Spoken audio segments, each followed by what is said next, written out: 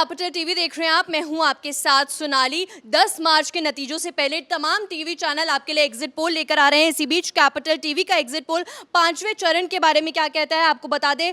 BJP को 44 से 48 सीटें मिल सकती हैं, सपा को 10 से 12, वहीं बसपा को 0 और यहां पर कांग्रेस की बात करें तो 1 से 3 और बाकियों को भी 1 से 3 सीटें मिलती नजर आ रही हैं। वहीं पूजा, अगर बात करें हॉट सीटों की तो अयोध्या में राम मंदिर पूरे चुनाव में छाया रहा, क्या कहना चाहेंगे? बिल्कुल, देखिए पांचवा चरण में जो सबसे इम्पॉर्टेंट सीट है वो अयोध्या है, क्योंकि अयोध्या में राम मंदिर एक बहुत बड़ा चुनावी मुद्दा बना था और बीजेपी के लिए ये बहुत बड़ी उपलब्धि है। उपलब्धियों की लिस्ट में बीजेपी हर बार गिनाती है कि अयोध्या में राम मंदिर का भव्य निर्माण होना और अयोध्या की आसपास की सीटों का भी इम्पैक्ट जो है वो राम मंदिर की वजह से पड़ेगा। अयोध्या की तरफ से वेद प्रकाश गुप्ता जी मैदान में हैं, जो पिछली बार भी जीते थे, इस बार भी उनको बीजेपी के प्रत्याशी बनाया गया। कई बार ये खबरें भी आई कि अयोध्या एक इंपॉर्टेंट सीट है तो योगी आदित्यनाथ वहां से चुनाव लड़ सकते हैं, पर ऐसा नहीं हुआ। वेद प्रकाश गुप्ता पे बीजेपी ने भरोसा जताया और एक बार फिर से वेद प्रकाश जी मैदान में है। तो नो डाउट दावे के साथ ये मैं कह सकती हूँ कि अयोध्या की सारी सीटें जो है वो बीजेपी जीत रही है, पर अयोध्या के आसपास का जो एरिया है, फैजाबाद की बात कर ले, रुदौली की बात कर ले, तो ये कुछ ऐसे एरियाज हैं जो मुस्लिम बहुल इलाका माना जाता है। अयोध्या के नाम पर राजनीति हुई, मैंने आपको पहले कहा। चुनाव प्रचार खत्म होने की ठीक एक दिन पहले बीजेपी की मेगा रैली थी। सारे बड़े बड़े केंद्र मंत्री अपर्णा यादव से लेकर सारे लोग पहुंचे थे। हमने बातचीत भी की, मैं खुद कुछ दिन अयोध्या में मौजूद थी। लेकिन जिस दिन बीजेपी की रैली थी ठीक उसी दिन अयोध्या में समाजवादी पार्टी की भी रैली थी और जो भीड़ देखने को मिली, मैं अपना एक्सपीरियंस अपने दर्शकों को बता रही हूँ। बीजेपी की रैली में जितनी भीड़ थी वहाँ पे समाजवादी पार्टी की रैली में भी बहुत ज़्यादा भीड़ नजर आया था। लेकिन हाँ, कहीं ना कहीं उसका इम्पैक्ट बिल्कुल नहीं पड़ेगा। रैलियों में भीड़ होती है लेकिन वोट कौन किसको देता है ये आप और हम दोनों समझते हैं। और खास करके बात अयोध्या की हो तो राम मंदिर एक बहुत बड़ा मुद्दा है। और राजनीति की बात करें तो अयोध्या खुद पहली बार अखिलेश यादव पहुंचे थे। रामलला के दर्शन करते हैं लेकिन ये हनुमानगढ़ी के वो दर्शन करते हैं लेकिन रामलला के दर्शन नहीं करते हैं। तो उनकी राजनीति भी समझ में आती है कि अगर वो रामलला के दर्शन कर लेते तो कहीं ना कहीं जिन लोगों को वो टारगेट कर रहे हैं, मुस्लिम बहुल एरिया को जो वो टारगेट कर रहे हैं, फैजाबाद हो, रुदौली हो, तो उनके लोग नाराज हो जाएंगे। लेकिन उन्होंने कोशिश जरूर की, पहुंचे जरूर, लेकिन ये वोट पे तब्दील नहीं होगी। ये जो आप सीटें दिखा रही है हमारे दर्शकों को 44 से 48, ये बहुत बड़ा आंकड़ा है क्योंकि 61 सीट है। पिछली बार की बात करें तो इसी के आसपास सीट आई थी। एक बड़ा इम्पैक्ट देखने को मिलेगा।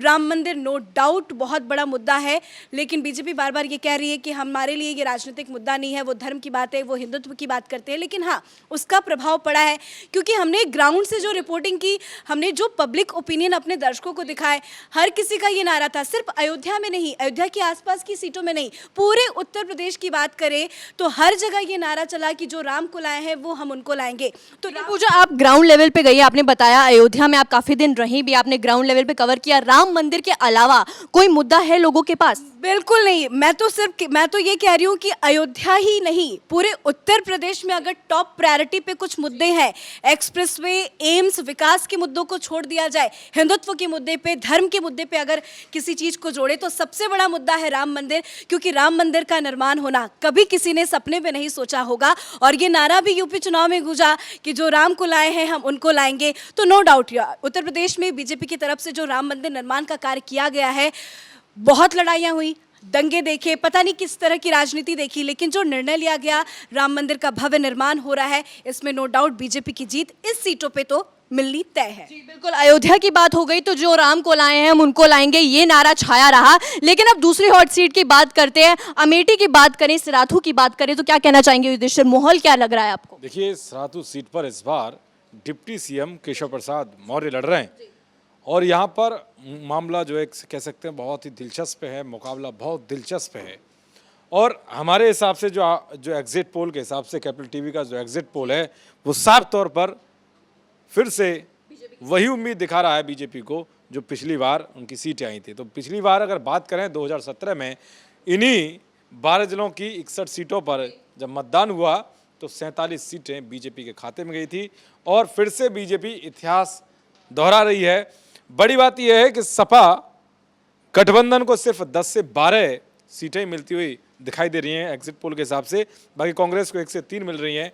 हो सकता है कि अमेठी में शायद एक आध सीट उनको मिल जाए, लेकिन इतना ज़रूर है कि ये जितनी भी पांचवें चरण की सीटें हैं जिन पर वोटिंग हुई, जिनके हम आपको एग्जिट पोल दिखा रहे हैं, वो सारी की सारी कहीं ना कहीं सुर्खियों में रही हैं सीटें। सराथू सीट हो, कुंडा सीट हो, अब राजा भैया रघु प्रताप सिंह जो है राजा भैया, वो भी चुनावी मैदान में थे, लेकिन अचानक से जो गुलशन यादव हैं समाजवादी पार्टी के प्रत्याशी, उनके बीच ऐसी कोई स्थिति बनी जिससे विवाद पैदा हुआ और उसके बाद इसका फायदा कहीं ना कहीं बीजेपी को मिला। बीजेपी को इसलिए मिला क्योंकि जैसे ही राजा भैया पर हमला हुआ तो उन्होंने इस मुद्दे को जोर शोर से उठाया। उनकी जो कम्युनिटी के लोग हैं वो कहीं ना कहीं समाजवादी पार्टी के खिलाफ दिखे, तो इसका फायदा राजा भैया को भी मिलेगा, साथ में कहीं ना कहीं इसका बीजेपी को फायदा मिलता हुआ दिखाई दे रहा है। अगर मैं बात करूं जिस तरीके से हमारे सहयोगी बताया पूजा ने कैसे अयोध्या जाकर उन्होंने ग्राउंड रिपोर्ट की और बताया कि कैसे वहां पर मुद्दा राम मंदिर है, तो राम मंदिर बहुत बड़ा मुद्दा है। तो इस बार जो वोटिंग है वो कहीं ना कहीं राम मंदिर के मुद्दे युधिष्ठिर, हमारे एग्जिट पोल के हिसाब से भी सबसे ज्यादा बीजेपी को मिल सकती है, तो क्या पूरा का पूरा क्रेडिट इसमें राम मंदिर को जाता है?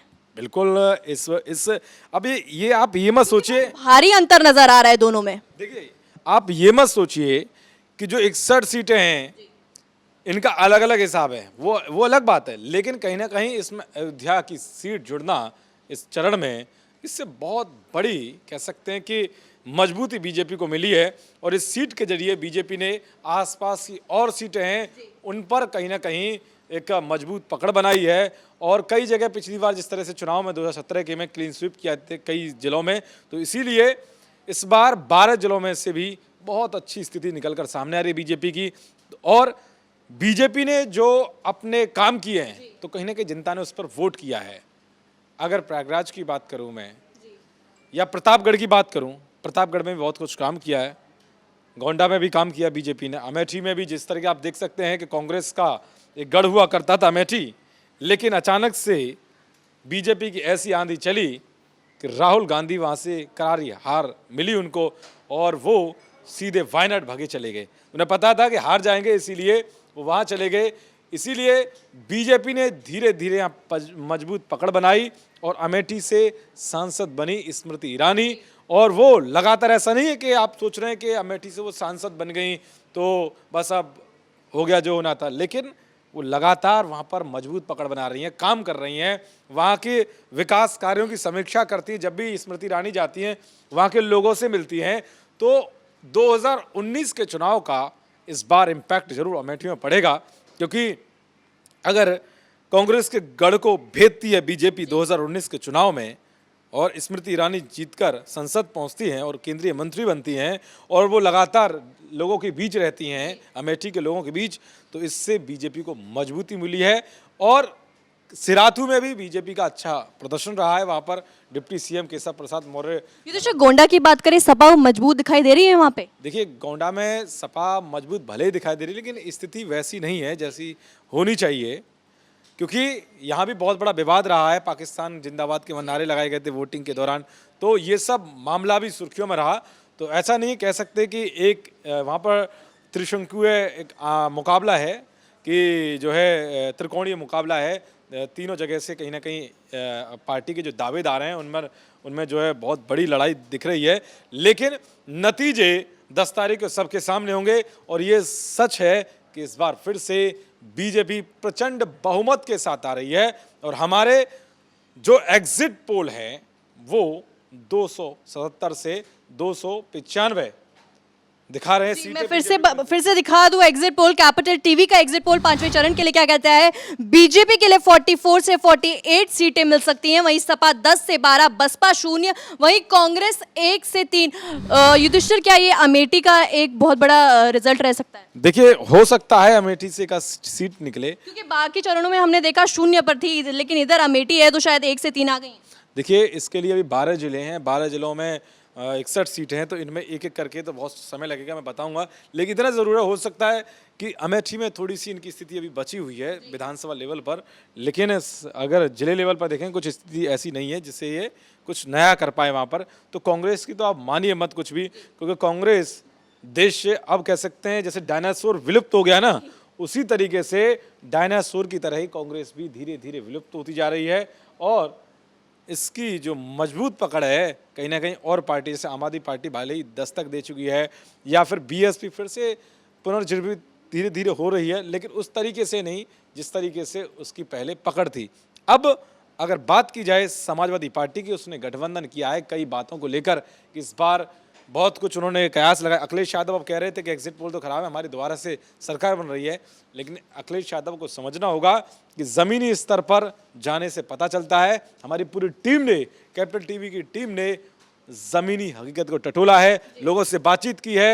बिजली, सड़क, पानी और सुरक्षा ये तमाम मुद्दे हैं जिनके आधार पर जनता ने वोट किया है। अयोध्या का बहुत बड़ा मुद्दा है इस चरण में, 5वें चरण में, और भी अगले चरणों में जो कई हॉट सीट हैं उनमें भी बड़े बड़े मुद्दे हैं। तो मुझे लगता है कि इस बार फिर से बीजेपी प्रचंड बहुमत के साथ हमारे एग्जिट पोल के जरिए दिख रही है। अब ये देखना होगा कि 10 तारीख को क्या कुछ नतीजे आते हैं। बहुत बहुत शुक्रिया युधिष्ठिर। तो कैपिटल टीवी का एग्जिट पोल साफ कहता है कि बीजेपी को ज्यादा सीटें मिल सकती है, उसके बाद सपा, बसपा, कांग्रेस और बाकी। तो ये था कैपिटल टीवी का 5वें चरण का एग्जिट पोल। कैमरामैन अशोक के साथ मैं सोनाली, कैपिटल टीवी।